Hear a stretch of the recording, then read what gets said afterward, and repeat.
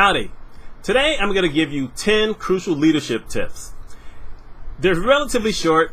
I'm not going to say a ton about them because I'm giving you 10. However, just because I'm giving you these 10 tips does not mean that you can just listen to the tip and you'll become a great leader. You need to think about the tips. You need to figure out ways to put them into motion in the type of leadership you're looking to do, and you have to mean it. If you don't mean it, then pretty much anything I tell you is going to fail. People know phonies when they see them. So let's look at these 10. The first one, leaders don't have to know everything. A lot of people think that if you're in a leadership position, you're supposed to immediately know everything. You know what? Nobody knows everything. Even if you're the person who created something, you probably are going to miss something. Maybe you won't, but it could happen. So that's how come if you're a leader, don't tell people something that you don't know is really the truth. Study it, figure it out, and make sure that you're telling people the right thing. Because if you tell people the wrong thing and they do something and things go way off the charts, it's your fault. And you can try to dodge it all you want to. If you dodge it, then they'll never trust you again. You never have a chance to be a great leader. The second thing, leaders don't have to do it all. This is the art of delegation. There's a lot of people who get into a position and they really don't know how to delegate. Either they'll give everything to everybody else and sit there doing nothing, or they will continue being a worker even though their job is supposed to be evaluation and training and encouragement and motivation when needed. So you really don't have to keep doing all the work. That one took me a while to learn, by the way. Number 3, leaders don't have to put in long hours just to show how committed they are. When I was a new leader, I was putting in 14 to 16 hours a day. And the truth of the matter is, I have always worked a long distance from where I lived. So each way, for both of the times where I was, the director of patient accounting, for instance, it was an hour away. And at one point, I was an hour and 20 minutes each way. And so I was putting in extra time, and then it was taking me longer to get to work and longer to get home. And you know what? I didn't need to do that. All I really needed to do was sit down, get people trained, figure out how everything was supposed to run, and work things that way. They knew that I knew my stuff. They knew that I was working, and I didn't have to be there. Truthfully, nobody was there when I was working at 8 o'clock at night. Okay, some people were, but these weren't folks who were in my area to see what I was doing. So you don't have to do that. So the next thing, leaders are human. Sometimes you're going to make mistakes. Like I said earlier, nobody is perfect. You're allowed to make a mistake every once in a while. Don't make a stupid mistake. Don't make a mistake because you didn't take the time to research something. Don't make a mistake because you intentionally told someone the wrong thing. Don't make a mistake because you decided that you had something else that was more important to do than the job that you were hired for. Don't do that kind of thing. But if your intentions are pure and you thought you understood the material, and you tell someone something, or you do something, and it turns out not to be the right thing, you know what? Give yourself a break. And by the way, if you're giving yourself a break, give everyone else a break as well. Number 5, leaders share. You don't hog all the credit when everything goes well. One of the things that I tried to do when we were doing things and we were like way high, and they wanted to, single me out, and I said, hey, look, everybody else here helped. They did all the work. I helped the planning. I did the training. I put together the manuals so that they could, have something to go to if they had questions. I brought in people, but they did all the work. I cannot take any of this credit by myself. Now, there were some things I did, but not from my own department. There were other things that I did, and I took the credit for it because no one else in the hospital was going to do it.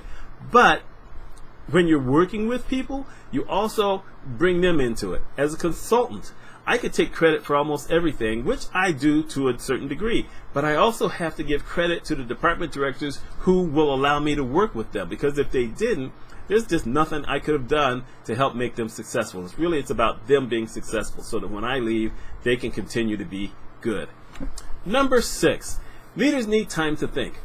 Remember that thing I said earlier about you can't continue doing all the work? It's because sometimes you need to think. As a leader, you know what? Every once in a while, I would be sitting at my desk with basically a pad of paper and a pen and just writing things down. Or sometimes I'd be sitting there, like leaning back, and I'm thinking. You have to think.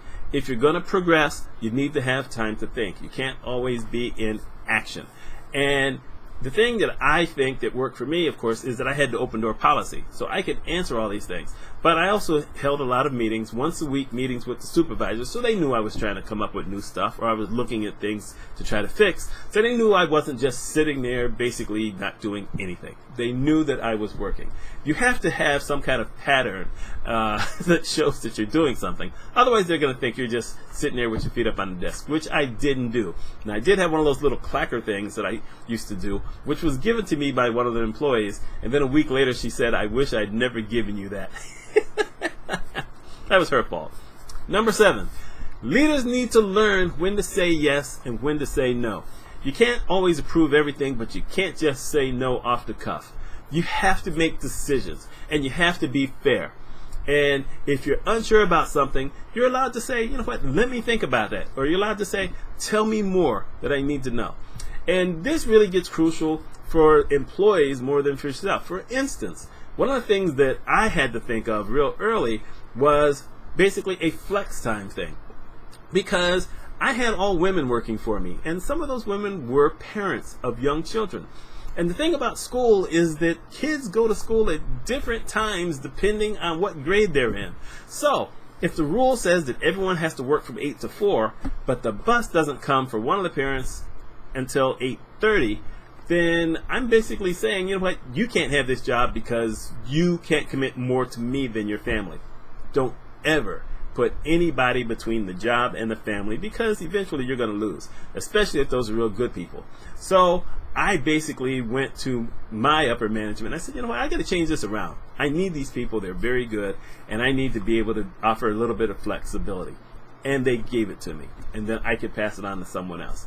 You've got to be able to do that. And then there's those times where you have to be ready to say no for something, and you have to do it. For instance, I had a bunch of departments reporting to me, and I'd have one department that would want to do something, and I would say, well, you know what, it's not fair to the other departments because the job they do doesn't allow them the flexibility to do something else.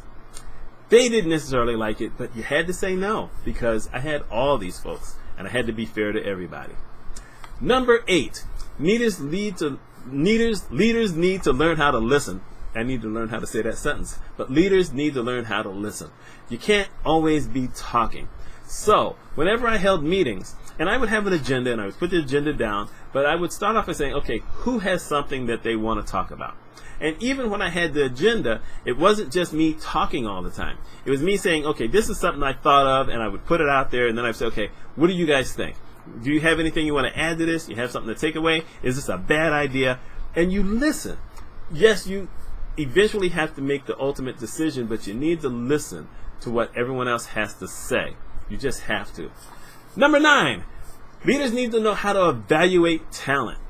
One of the things that I did, which was beyond anything that anyone else was doing at the time, and I don't even know if anyone does it now, but I always recommend it, is I charted the work that everybody did. I had the numbers. I got a daily report. And so I created this big Excel spreadsheet that I could put this thing in. It automatically calculated everything.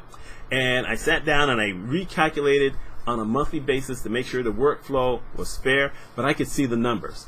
And each month I could bring folks in and say, okay, this is where your stuff looks this month. Now this happened here for the hospital, so therefore I know what's going on, and this isn't your fault.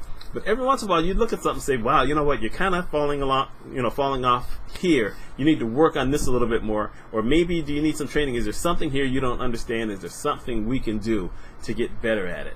You know, you have to be able to evaluate your talent.